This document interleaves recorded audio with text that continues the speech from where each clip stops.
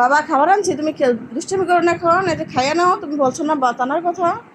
এই যে ভাত আনছি, খাও। হ্যাঁ, খাও, দুষ্টামি করো না। বল রাখো, বল এখানে রাখো। হিমু রেডি হও, রেডি, ভাত খেতে রেডি হও। যাও, বল এখানে রাখো। খাইতে বসো, খাইতে বসো, খাইতে বসো, খাইতে বসো।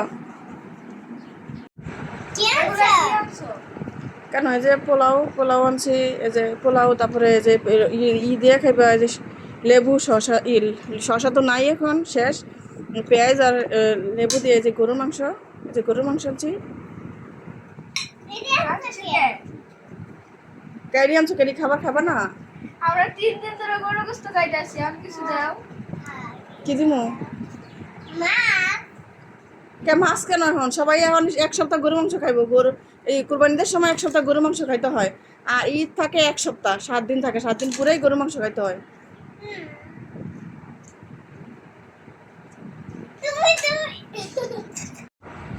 মোহন রাগ করে থাকো না বাবা, খাও, এখন খাও।